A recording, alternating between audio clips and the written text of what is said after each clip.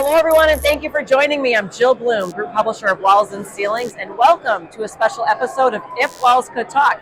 It's always great to be in person with Trent Cotney. I know. I'm so glad to be here. It's good to see you again, Jill. Trent, thanks for joining us. Yeah. It's been how many years we've been coming to this show now? Maybe we should say, but this is my 23rd expo.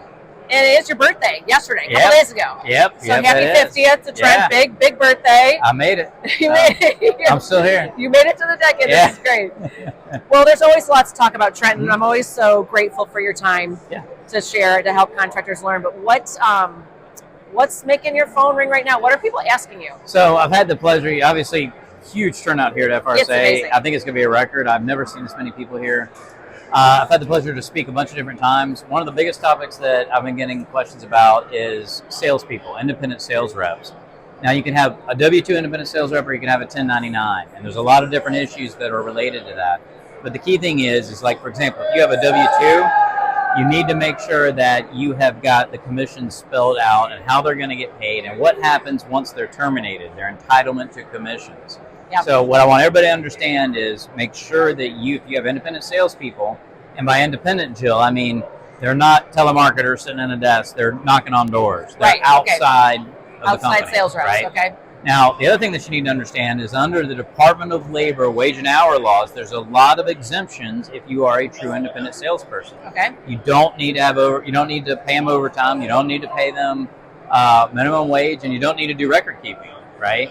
And what that means is that there's a lot more flexibility in having a 1099 independent salesperson. We talked about misclassification before. Yes. Oh, yeah. Still an issue, but a lot less risk from the Department of Labor standpoint because nothing they care about is there. Now, IRS may still care about it. Okay. But that's one of the issues that we've seen coming up. So to kind of summarize, make sure you've got good agreements regardless of whether it's with an internal employee and get their commission agreement together, or it's an external independent, 1099 salesperson.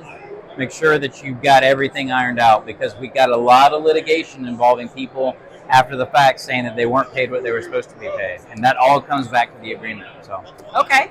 And so I guess when you talk about that litigation that took place, did it happen about how long they were paid? I'm sure there's all kinds of everyone's a little differently, but like, okay, I'm terminated in March, but I sold all this stuff through the end of the year. Correct. It's entitlement to payment. So they get terminated, and then what will happen is you will get a claim from a lawyer that says, hey, my client believes that he's owed X because all of this stuff was still in the pipeline and the agreement isn't specific enough. Or the contract was in and it was sold for the whole year. We probably have at least a dozen of those cases right now. Okay. Right? Wow. So this is a common occurrence.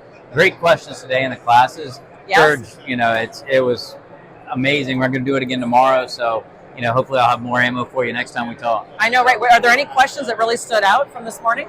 Yeah, there was just a lot of, issues with Florida insurance. It's a constant struggle here in Florida. And for those of you that are out there that may be watching this outside of Florida, Florida's the battleground. So whatever's happened here for insurance, you can expect it's going to go everywhere. All right. So a lot of big recent changes for the law that they've changed, a lot of contractual requirements that they've got now, and they're really clamping down on the roofing industry in particular. Okay, interesting. Yeah. And anything on the drywall side, anything on the wall and ceiling side that you see that's really important to talk about? We really got into design liability, and especially if you're doing exterior finishing or any kind of drywall or other stuff like that, be very careful about getting into a design-related component.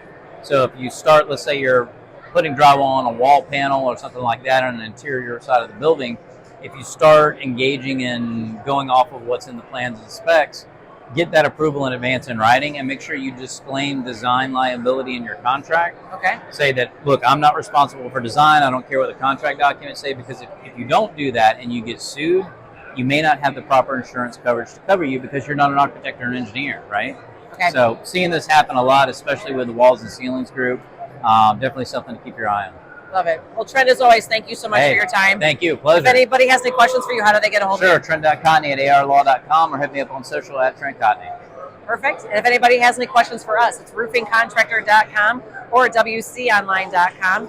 And while you're there, make sure you sign up for all our free content, especially follow us on all our social media channels so you know where all the great trade shows are.